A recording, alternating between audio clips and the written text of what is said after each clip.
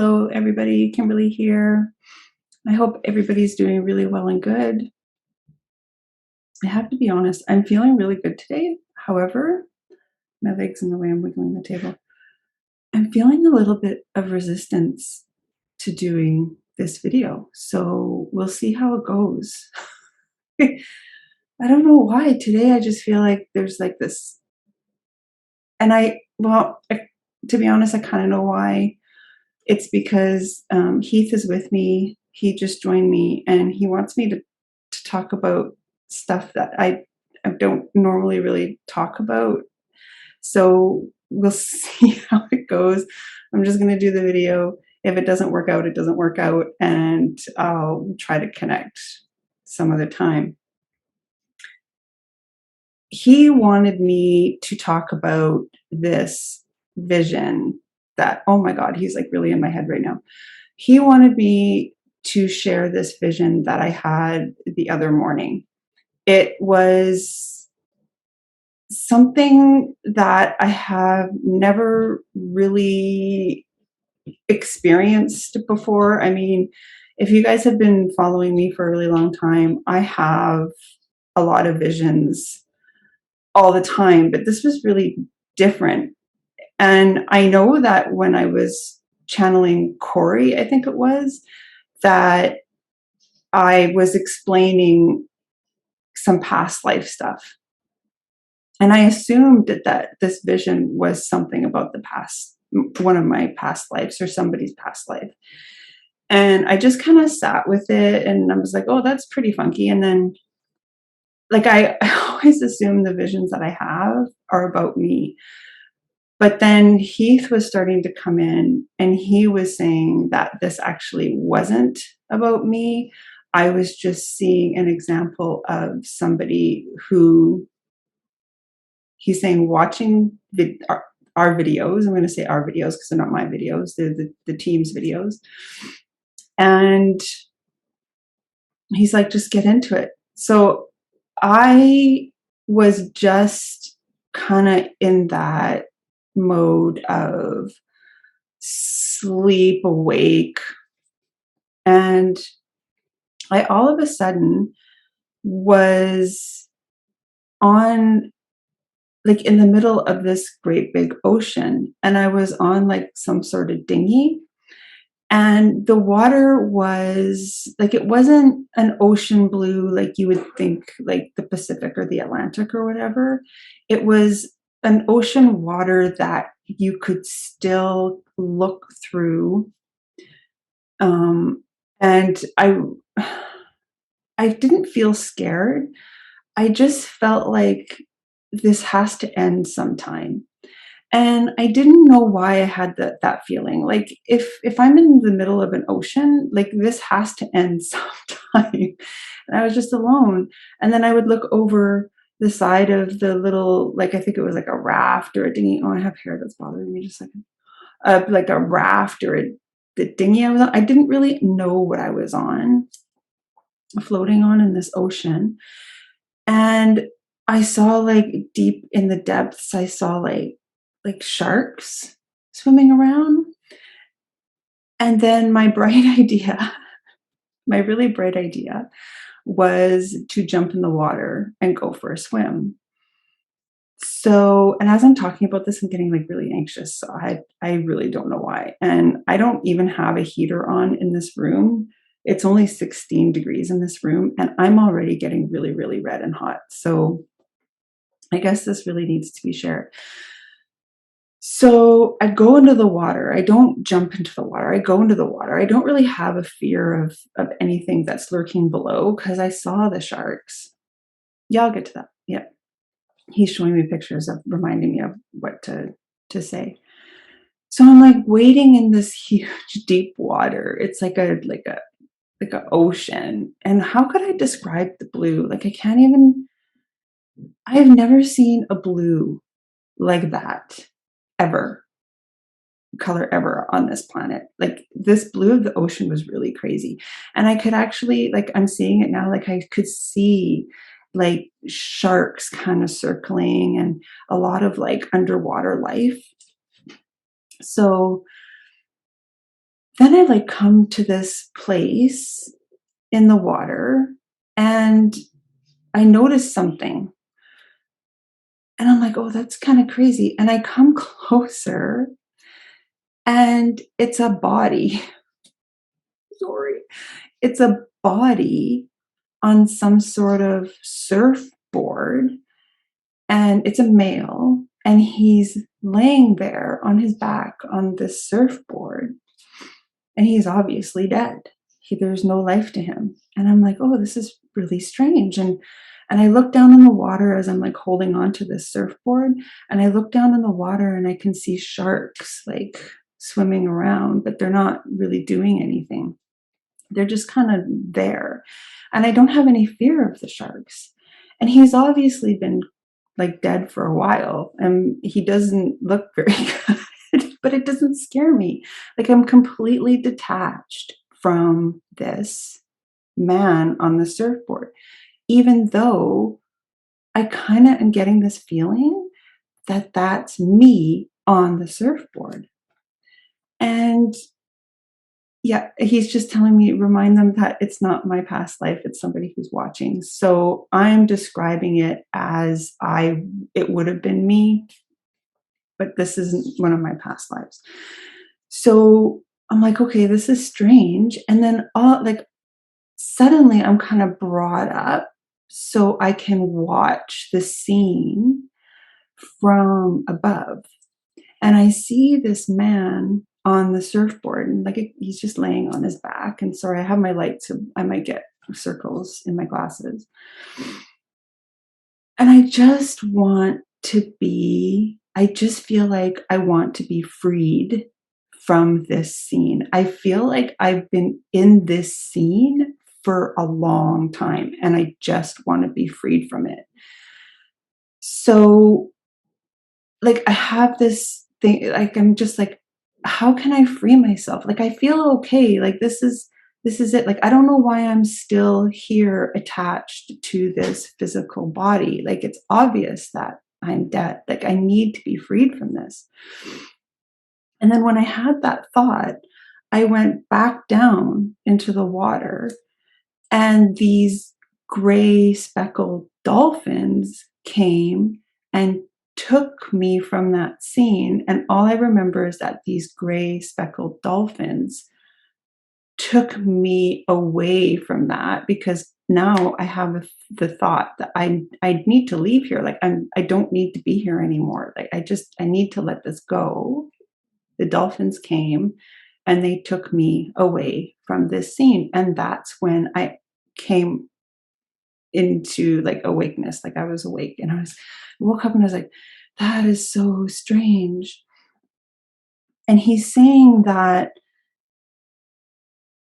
like he was explaining and he's saying to me right now that that's the deal. That's kind of the deal with people's energy that lingers on earth after they die, after they pass away. He's saying that that's kind of like the explanation of the ghost story. It's just like, so I was detached from that. I was still living as Kimberly, but I was still having the experience of this life in the ocean from anybody that was. And I'm still part of heaven in my spiritual form. So I was going like from this, having this experience of this person who had passed. I was still in this physical form, and yet I'm still, a part of me still resides at home as the whole and complete thing. He says, let me put a little spin on the whole ghost situation. He says he believes that ghost hunters would have a better understanding of the whole ghost situation if they actually knew what it was. And he says, first of all, he says it is just the energy. So people, and a lot of the time, ghosts are stuck energy. Like we get that. But a lot of the time, he's like, from our work with Kim, we call each other ghosts, but we're not ghosts because we fully passed, we just visit. So he says there are some ghosts that choose to linger and haunt and stuff because they can't get over, stuff.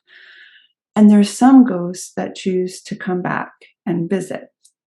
The ghost hunters usually catch the people who they don't want to move on because they're attached to some sort of storyline that happened that they can't make amends with. He's like, but there are some ghosts that come in to an environment for these ghost hunters that don't exactly have attachments to the place that they are haunting. He's like, it's like what happens with Kim when we come and visit as we call each other ghosts. He's saying what Kim experienced in her vision was sort of in the middle of that. He's saying that the person who is attached to the surfer in the ocean is still able to go and experience, the spiritual realms. They're free from that. They just choose to kind of stay with this body because the body hasn't been discovered yet. And he's saying that there's no real closure to that. He's saying that what ghost hunters are picking up isn't always an entity. He's saying it's more of the energy that is staying with that object, with that house, with the person or whatever. He's saying just like people shield themselves from, other people's bad energies, just like they have this like shield of light around them. It's kind of the same thing. How do I describe this? I don't really have words for what he's showing me. There's no real protection for those energies because it is sort of like this residual energy that is staying there. He's like, think of people that walk around. They leave an energetic footprint wherever they go. Some of these places that people are going for ghost hunting, these spirits have crossed over. The ghost hunters are experiencing an energetic footprint of what this spirit has experienced. Sometimes the spirit will stick with that. Oh, that's very interesting. He's saying usually spirits will stick with that. They won't transition to heaven 100%. They'll still stick with that because sometimes they're attached to the physical body that's still somewhere in that place. But more than likely, what the ghost hunter is picking up is the residual energy that physical life has led. He's like, okay, he's saying a lot of the time, what people are experiencing in like, it's almost like a tripwire. It's almost like an alarm system. It's almost like somebody goes to these places, they trip this energetic alarm, these spirits come back and come back to meet these people that are investigating these series of hauntings. He's like, that's why sometimes you won't get any sort of like paranormal experience. He's saying that the spirits that come back to visit whoever has triggered their alarm in their house or their environment or whatever. It's like, is it worth it or is it not worth it? And that is really dependent on where the person is at that moment, because sometimes there's joker spirits around, and he says that they like to kid around. And so depending on he's saying the mental state of the person, are they scared or are they like just going in because of whatever, they don't believe it? The spirits will have an easier time playing with the people who are scared and kind of like hesitant than they will playing with the people who they're not really into it at all. He's saying the people that are really hard to get through are the people that have like this shield of light, because it's like, is it worth it to break that down or try to, give them some sort of sign? Because sometimes when people come into a haunted place with a whole bunch of energy around them of protection, there is some hesitancy and there's still some fear about that, to go into the place to experience the haunting. He says he doesn't like the word haunting because it's not really a haunting. He's like, the people who go to the really scary, the poltergeist houses, so these residual energies will feed on the fear of the people if they're really, really scared. And he's like, they come back because they enjoy doing that, because a lot of the time the poltergeists or the demonic whatever that were in there did a lot of that in their life, and they're still kind of attached to that storyline that they did. He just wants people to understand that more times than not, if you're going ghost hunting, there's not always something that lives in the place or anything. It's more like people coming back to kind of play around. He's saying it's exactly what happens when you go to a graveyard. He's saying that it's kind of like every time you go visit a grave, it's kind of like a tripwire, and it sounds the alarm. And so the spirits come back from, their heavenly realms, and they come and visit. It's just the people who are in the graves late at night, spooky, they have the perception that these people haven't crossed over, that it's scary, whatever. But in actuality, they will just come back because that is kind of where their body is and that's where they're home. And so there's a tripwire.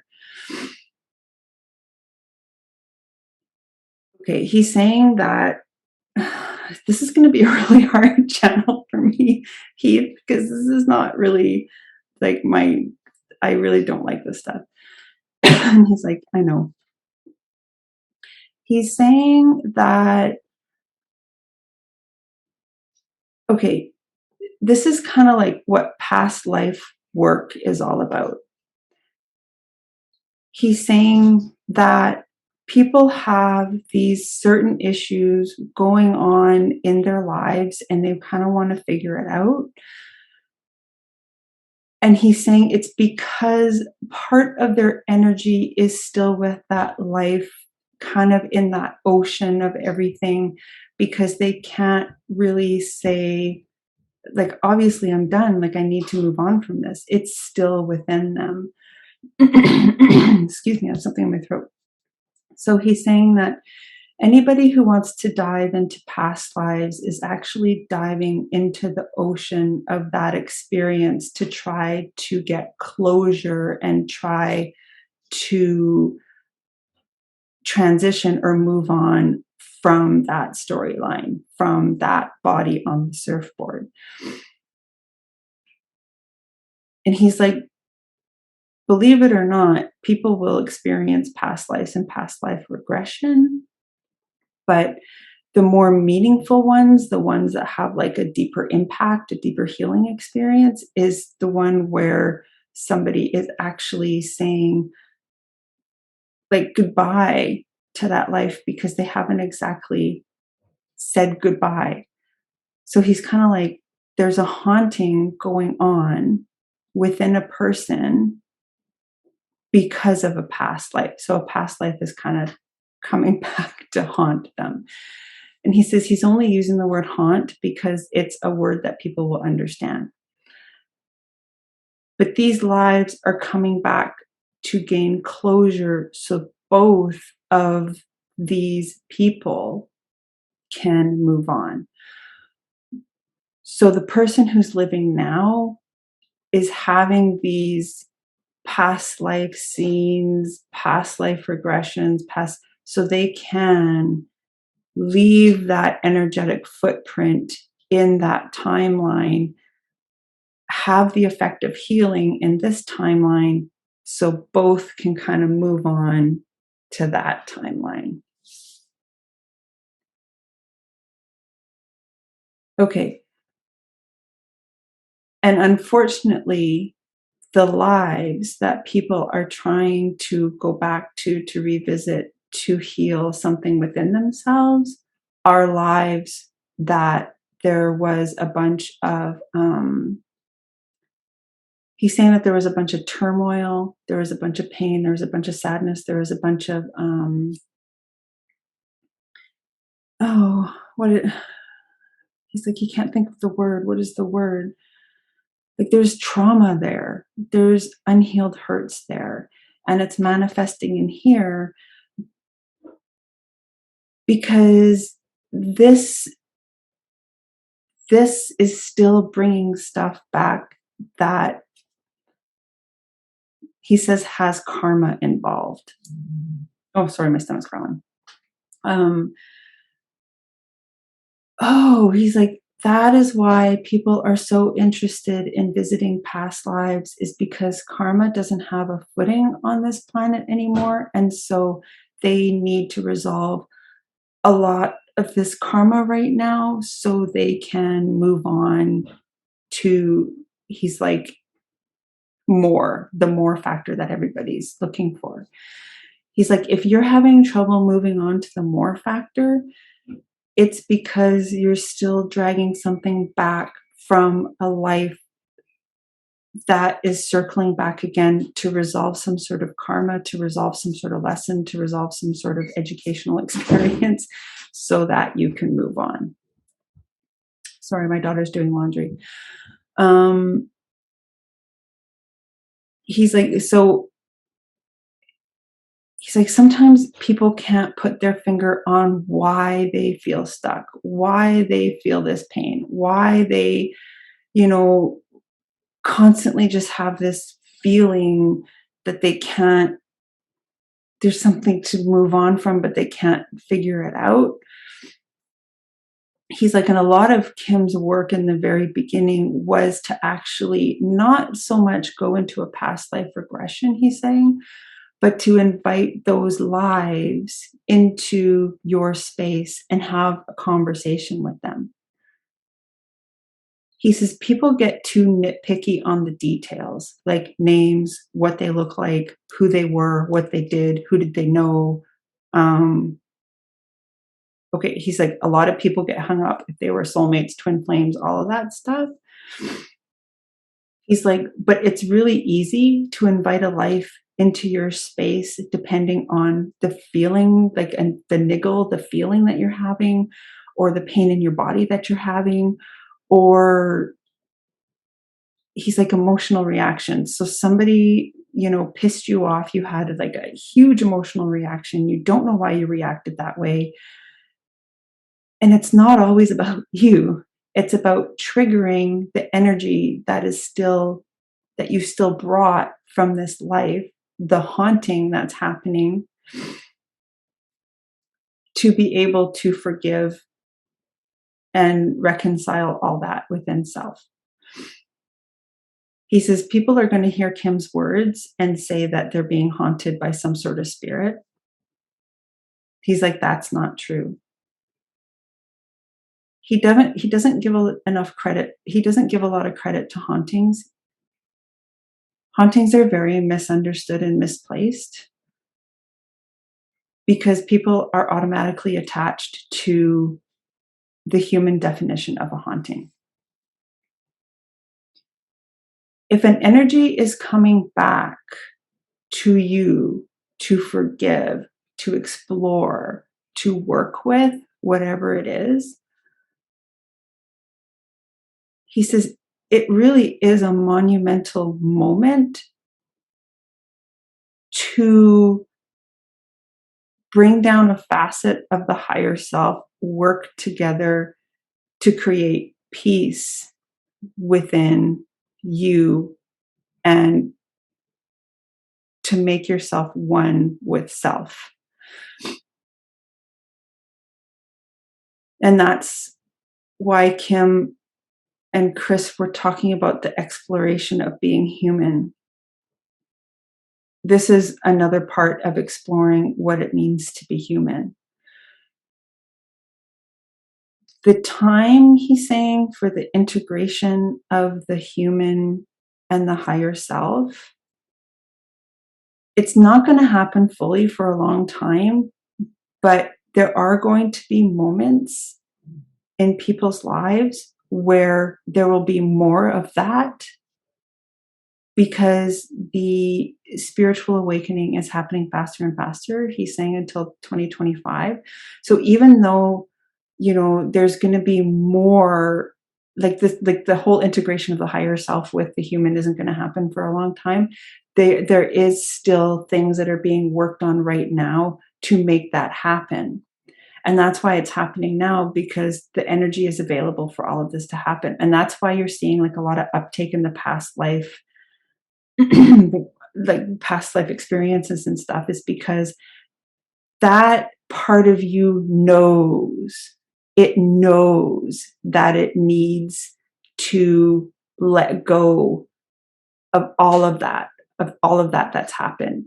Just like Kim's vision with the surfer, when she saw him, the man, she knew that it was time to go. It's time to move on from this. And so the vision that Kim had is what's happening now with people's energy. It's time to let those timelines, those storylines go. The only way that that can happen is if that work is done through the human being. Now, he's like, let me finish what I was saying about what we were doing really early on with Kim. It's like inviting those energies into your space and having a frank discussion about, okay, like, why am I feeling like this? I totally get that you're feeling like this. I don't feel like this is totally mine. So let's like work it out. Like, how can I help you and how can you help me and how can we just become friends again, The connection isn't always going to be self with self. The connection will be with others as well. Because the other people that were playing those parts in the past life also need to work out storylines with you as well. And that's why they come back in the same way that you from a past life would come back to you. It's to figure that out, complete the storyline, and let's move on.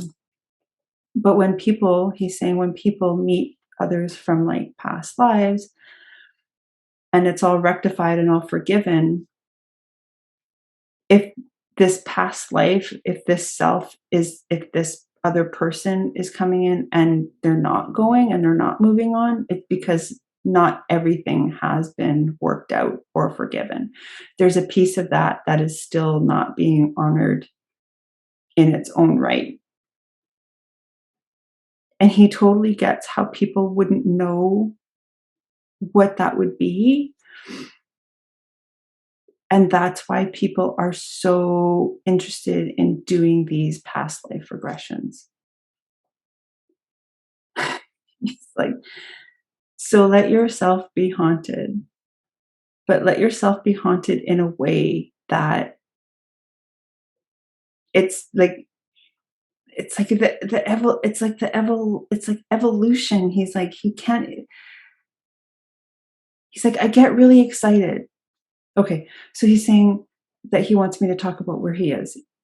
And he's not always here. It's not like he lives here.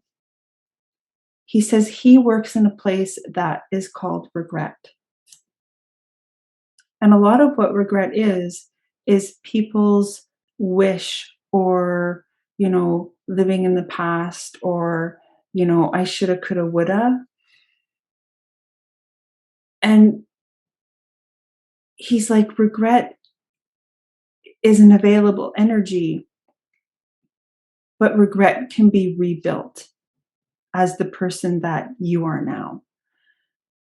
And he's saying the only way that they can do that is if they really look and face what's been happening, what people are still carrying. And he's like, it's a huge, huge, huge gift to be able to do something like that. He's like, people just want to complicate it way too much. He's like, he says the devil's in the details. And what he means by that is that there's, okay, people are just so hung up and so getting wrapped up in trying to get all the details figured out that they're missing the point. It's like all these details that they're trying to figure out, like who, what, where, when, why, is distracting people from the bigger picture of building together. He's like, he's scooping, he's like, he's taking this life and he's bringing it in here with everything forgiven and everything loved back to standing. And he's like, and it just completes so that both can move on like that. He's saying he wants to get into like people wanting to explore future lives. And he's like, it's okay. Oh, sorry, future, what you're going to be doing in the future. He says future lives or something else. It's kind of the same thing. Future lives, he's okay. He's like, the future person that you will be, that you choose to be, is doing the exact same thing as the past life is doing with you right now. So they're coming in to show you or to forgive you or to reconcile with you or, what have you done that they don't like? So they're coming in to do that with you. Past life is coming in to reconcile with you. And it's just like this huge motion that's like moving on and on and on. It's like he's saying when he watches it, it's like the funniest game of telephone ever. But he's like, he says that's the continuity of energy and life forms on this planet. Nothing is separate. Everything is working together. So while we, the human, have like these silver iridescent thread connecting us with everybody on this planet, we also have threads connecting us to all these lives, past and future, and all these people, past and future, trying to bring it into like a whole, he's showing me like a whole like spider web and bringing it and using all of that as the oneness, as the one, as the self, as the higher self. So he's saying it's a continuity of the human, continuity of the spirit, of all the energy that you're experiencing. He says he's talking to you guys like this because he wants you to get out of the one way, it's only this way, it's only this linear way, because if that is where a person's knowledge is stuck, the evolution gets stuck too. So he wants to talk to you guys like you are with him where he is now, because he can see it all. He's like, just like Kim could see it all in that blue ocean with that dead guy. He's like, he wants to make people see it all as the human that they are right now. He's saying there are meditations out there that will get a person to visualize what they themselves are going to be doing in the future of this life, not future lives. And he's saying he would really like to clarify that a little bit. He doesn't exactly enjoy those meditations because it's enabling people to stay in a one way. He's saying that it's cool to try to visualize what your future self would be doing. However, if you're visualizing it, if you're visualizing it in the space that you're in now, it's not going to be very spectacular. Okay, he's like, if there are, okay, he's like, let's take going for a walk for an example. And we've used this example many times. Sorry, he's like really in my throat. He's like, come on. He's like in my head and in my throat. He says, sorry.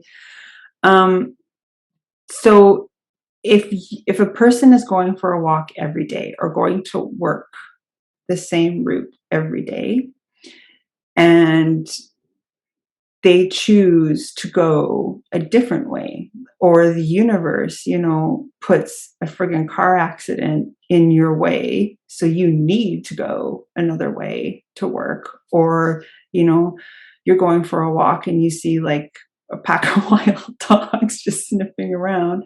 That's your route. You're friggin' going to go the other way, right? So the universe kind of gives you signs that you really need to go a different way, because going a different way will automatically, he's like, change your stars, change the map of your stars.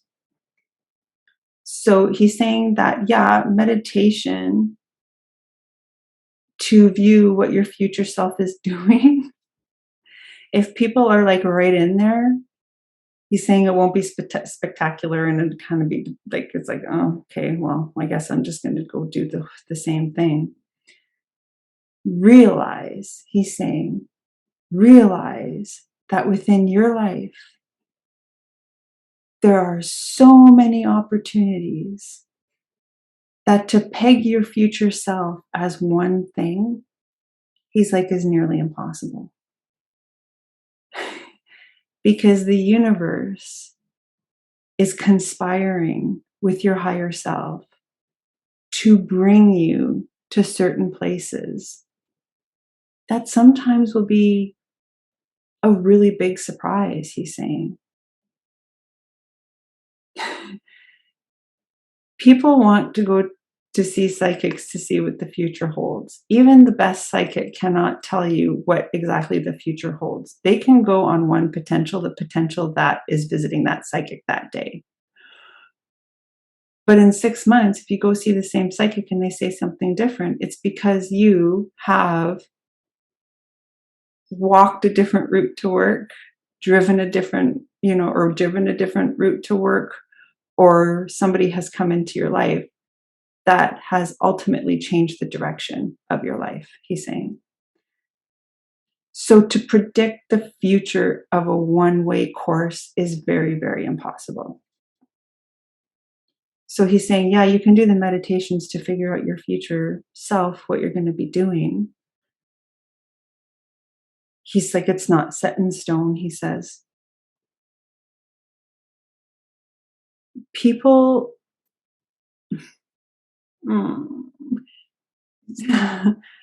people are planning way too much in advance for something that is only a potential.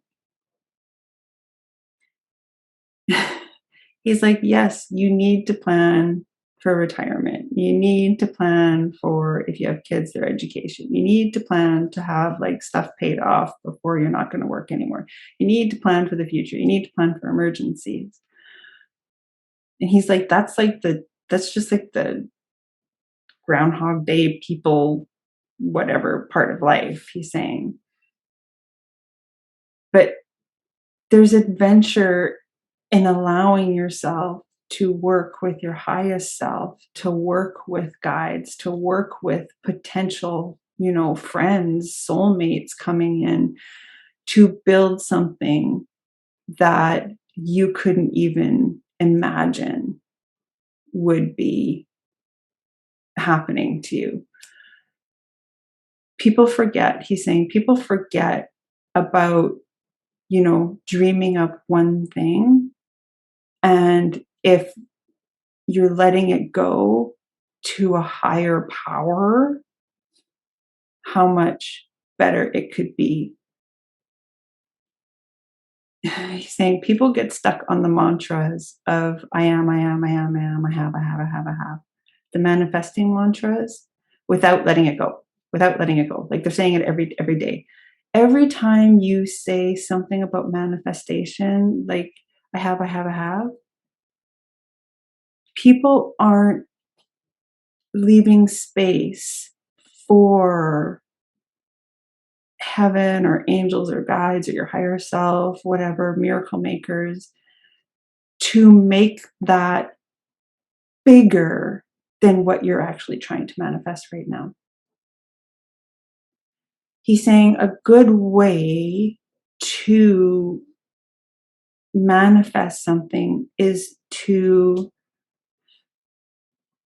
write it down, feel it out. Like, why do you want this? What is the background story? What do you really want to accomplish? Write it down, very, specific, but then let it go.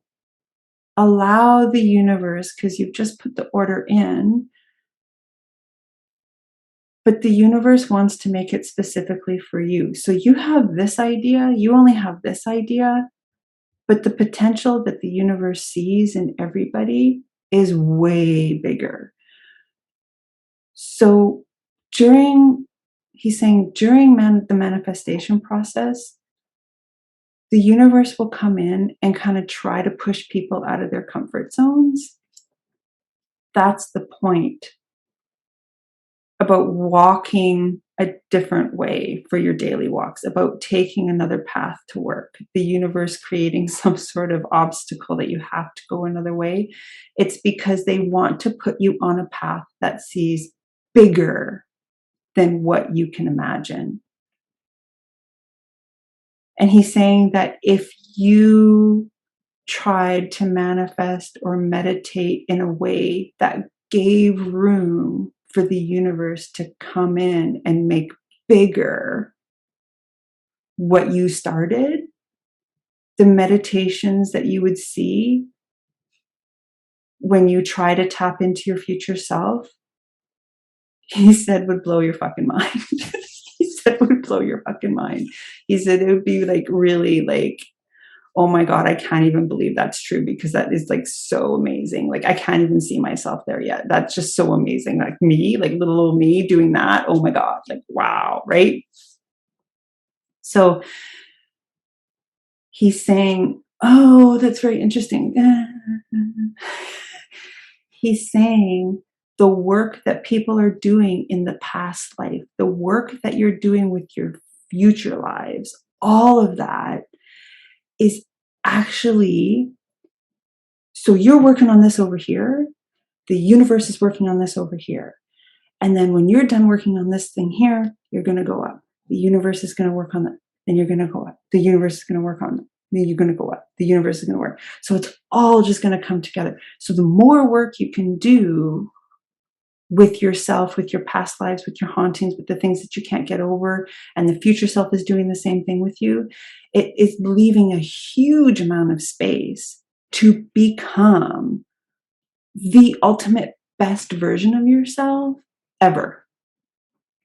You wouldn't even be able to recognize yourself, because what's happening is that you're bringing everything about who you are, because who you are is the higher self. You're not just a soul.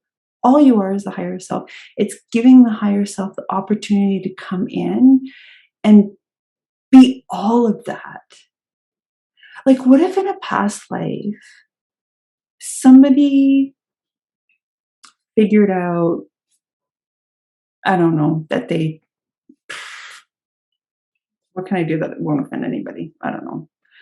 They bullied somebody in school, right? Like, they bullied some peewee in school. And it's like, okay, how can I change this? Pee-wee's coming in to see you because Pee-wee's gotten over it. Like, he's in heaven, but he's coming to see you as a gift to you to say, hey, like, I know that your bullying was only because you were probably bullied yourself. And I understand that, but you don't yet. So let's work together and forgive all of the parties involved so that you can reconcile that you were an asshole. And so your future self, like your future life, isn't trying to work on all of that together, because what we've done is already healed and we've forgiven each other. And now we can work together and build something great together. You know, Heath is like, cycles repeat themselves. People come back to people's lives because none of that has been fixed. He's like, but what if you could fix that now? What if you could be the person you are today? What if you could be the hero of all these stories? Finish all these chapters. Oh, he's like, people from past lives can come in and be like the ultimate soul tribe to you, even though they don't have physical form. They can be like family. They can create with you. They can be with you and finish that storyline, till death do you part, or like friends or whatever. But there are things that need to be forgiven and reconciled before that can happen. And he's like, a way that you would be able to know is that, oh, the bad feelings towards others would kind of be lifted. You would feel a little bit freer in the way that you would be able to interact with people because there's nothing really holding you back. He's like, people that are shy, there's something going on in a past life as to why they're shy. What is keeping them kind of like segregated from people? Why are they segregating themselves from people? And it's usually something in a past life that happened that created like this, oh my God, people are so crappy and they just hurt others. So in this life, I'm just going to protect myself because I don't want to repeat that again. So he's saying, what if you could bring in that? He's like, usually it takes a form of a child. What if you could bring that child in from a past life, bring it to you, hug it, love it, and say, it's okay. Like, we're safe now. We're safe. It's okay. That's done. You can walk away from that storyline and come be with me, and we can like work it out together so that we can move on from any of these storylines that are playing out now. Like, what if that could happen? It would just be, he's like, the transformations would just be so much stronger, so much clearer. He's saying people are so muddled in the distraction of trying to figure out the who, what, where, when, and why of everything, which is kind of closing it off. He's like, there needs to be like a openness to everything. There needs to be like, he's saying that's why Kim was seeing the body in the ocean, because even though the person was still attached to the body on the surfboard, he's saying that space was free for everything else to happen. And everything else was like, he could rise above and see his body. He was still connected to like the universal energies. He was seeing like the sharks in the ocean. He was playing with the dolphins. The dolphins were able to take him away. Yeah, so he's saying like a lot of that haunting, a lot of that, all of that leftovers is really, really, people are feeling that a lot right now, because he's like, this is the opportune time to get all that figured out, he's saying. And he's saying, not everybody will get it figured out. The goal isn't to figure everything out, because if we figured everything out and we're like masters of everything, we wouldn't be here. So the goal isn't to figure everything out. He's like, it's just to let it ride, let it do what it's supposed to do without so much ego involvement. If somebody's hurting, there's so much energy going to figure out who hurt them, why are they hurting so bad, instead of really bringing it into self and loving that anyway. So there's like just so much distraction going on. He says people are tripping over their own tripwires. And they're just, he's saying that energies in a haunted place are just a revolving door, because it's just a footprint, it's just an energetic loop that just can't be broken. And he's saying a lot of what's happening with past lives and future lives and the life you're living now is just a revolving door. It's just a karmic circuit. And it just can't be broken unless you explore those in a way that's appropriate, that's healing, not exactly fixing, because fixing is like, taking a hammer and a nail and fixing a piece of wood, and just, even if they don't go together, they're making them go together. It's more like kind of melding together, accepting, we may not always agree, but we can accept. And that's where forgiveness comes from, right? So he's saying, even with the past lives, if you're not ready to go there with yourself or the other people involved in that, it's just going to continue the circuit, and your future self will be coming right back here and trying to break the circuit of now these two lives, right?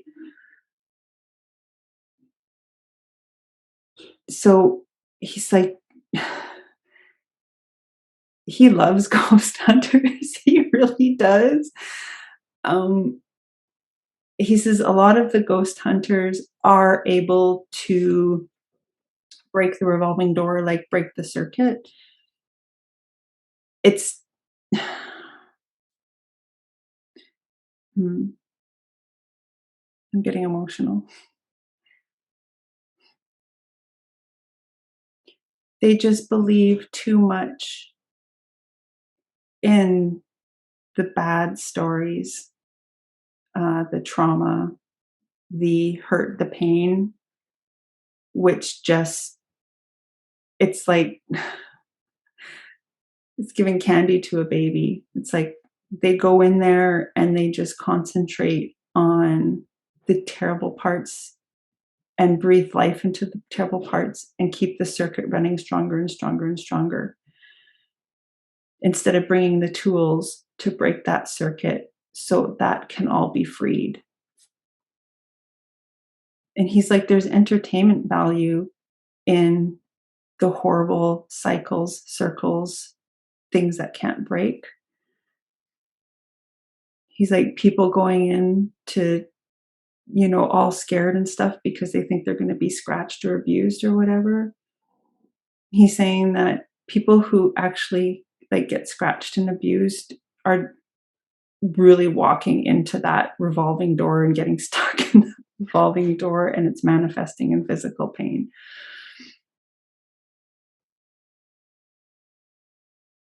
There's too much energy being given to the trauma of things in the past, the regrets of the past, the fears of the past.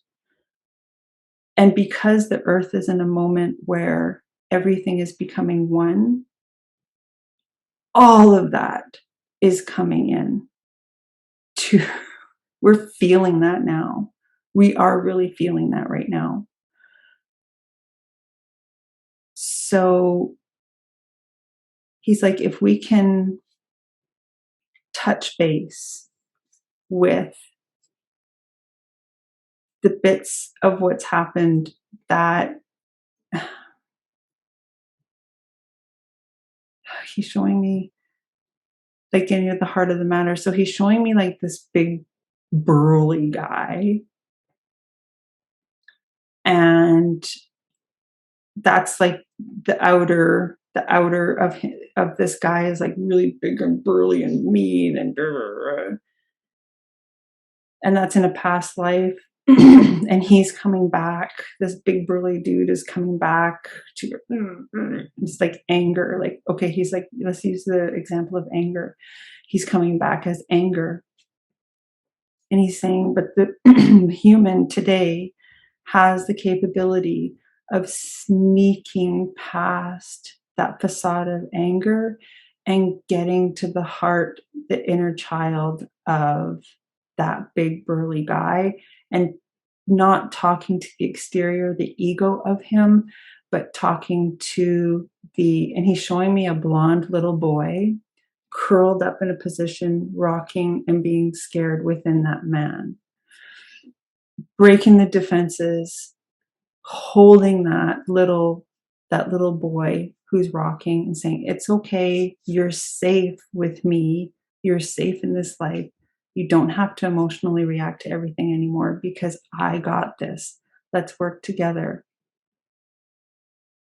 He's showing me that just that act melts away the emotional anger reaction of that past life man and makes it possible for you to scoop all of that up, hold it, forgive it, be the one true source, be the part of God that you are, and start working together. Because everybody, even in their worst moments, has worth, he's saying. Everybody in their darkest moments, he says, has worth. And he says that Kim's getting emotional because he, as Heath, couldn't find a lot of the time his worth. He would say that he didn't have any regrets, but in actuality, he did. And he would constantly want to go back to revisit situations because he thought that he could do better, even though he's like, we only know what we know to do. We only can do what we know to do. And to regret anything or have these thoughts that you could do better, it's useless. Like, it's just, you're not learning from that experience. You're just wishing to go back into the past to do better. But what if you had the chance to go back into the past and do better? Would it actually be better? Or are you just repeating the same patterns, right? So everybody in their low moments, in their moments where they just frustrate people, where they're just, he says, people find it easier to find the lost cause in themselves, other people, or in other lives than finding something worth fighting for. And he says the one thing that he wishes people would do on this planet right now is find something that's worth fighting for in themselves, in others that may not resonate with them, or in past life experiences that are just coming back, not to haunt you, but to figure it out. He's like, nothing is a lost cause. Everything can be brought to this now moment to just free, give it freedom, let it go, build upon it. He says, we talk about the bad of past lives, but what if there's he's saying, what if there's a past life that's coming back because they really feel accomplished, and there's something really great that this past life wants to show you, so both of you can build on that. And so that's being built, and then in the future self comes down and brings that, what you guys are building together, and then builds more on that, right? That he's like, that's how new worlds are created, he's saying. So he's yeah, I wasn't sure how this was gonna go because I was feeling so much resistance because I don't completely understand the whole past, future lives or future self or anything like that. Um, I'm just a messenger. And obviously it needs to come out. Like this information needs to come out because it's like stuck in my throat. So he's like, yeah, this, like all of this information really needs to come out. He's like, even though karma doesn't really have a footing in this world anymore, he says a lot of people have, they're like in this circuit. It's like they're in this revolving door and they can't seem to find their way out of that. He's like, Kim did a light language session from the Acer about rising above the situation. Kim had the vision of rising above the little raft she was riding on that big ocean, rising above to see what was really going on. He's like, if you feel that you want to, he's like, use the light codes to help you to rise above, to view a situation from the bird's eye view. So you can really take all the pieces. He's like, what a lot of people will see, and he's giving an example. He's like, what a lot of people will see is when they rise above, they'll see the puzzle. It's all like built together, but the pieces aren't put in place. They're kind of separated. So by being able to see the puzzle from flying above it, he's saying it will actually take the puzzle and bring it together so the pieces fit in. So right now it's kind of like he's showing me the puzzle is kind of like in an outline, but the puzzle pieces aren't connected together. So rising above will actually be able to take the puzzle pieces and connect them together as one big portrait, one big piece of art, right? He's saying like, yeah, there's like a lot of separatism, even in self. There's a lot that's not together. There's a lot that's separate, and there's a lot that's trying to work in to connect with everything. He's like, there's a lot of circuits. He's like, you got circuits that are going here, and then there's circuits that aren't complete here, but they want to be. He's saying like everything is just trying to come together into one whole thing. So he says that's what he wanted to talk about today. He's like, I'm done. If you want anything else, like, I'm done. I'm like, okay, I'm done too. So I will review this video, and he was like, Kim's going to be really hard on herself. And yeah, like he's like, the resistance was coming from the subject because he's like, a lot of people constantly have their backs up about certain things. There's like an oversensitivity to certain things. There's an over exaggeration of certain things. People have bought into certain beliefs that don't really have any footing anymore. And so the reaction is coming from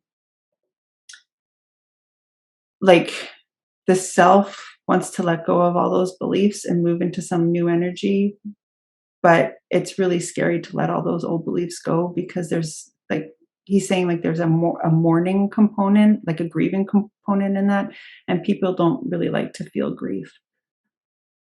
He's like, but on the other side of grief is dolphins that are ready to take you into a new existence, he's saying. So like fully take you into a new existence. And dolphins are all about play, right? And so they're not dragging you to a new existence where it's going to be hard. If you're seeing dolphins, if my message to you is that dolphins are dragging you into a new existence, it's because it's time to play. It's time to get out of what is just dead and gone, still like a surfboard, like you're a decaying body on a surfboard. It's really time to let those dolphins bring you out of that decay, out of that death, out of that like stuck, not going anywhere, and bring you into an energy of play, new. Let's find out what this is about. Let's explore. And that, he says, is bringing back to Chris's conversation about exploring what it is to be human. So, yeah. He's like, I really appreciate all of you guys who are listening to me. He's just saying thank you to Kim for channeling. And I'm like, no problem. No, it was a little bit difficult. Yeah, no problem. And yeah, we'll touch base again. I don't have like a real schedule of when I do these videos. It's like, I know that Heath has been around for about 3 days now wanting to kind of talk about this, and I've been kind of putting him off. So, but I had a moment today. But yeah, I don't have any schedule. So, I mean, check back, or I don't know really how YouTube works, but check back, or if you want to have a notification. I really don't know how that works because I just use YouTube for these videos and then watching music videos. So with that, he's like, yeah, with that, we're going to say goodbye and see you later, and hope all is well. And yeah, I don't know how to make that go away. I was like watching this YouTube video that came up, and it was like, how do you get rid of the light ring in your glasses? And I'm like, oh my God, I'm not that professional. It's like, it's too much work. And I think that's why, part of the reason why I took a step back doing videos is because I couldn't get like the perfect setup. And I was like so hung up on this stupid perfect setup. And now I'm like, now I found a setup where I can actually really be myself. So I'm being more of myself anyway. So yeah, with that, I will hopefully talk to you guys again soon. Sorry about, still have a cough. Sorry about that, but it is what it is. Talk to you next time.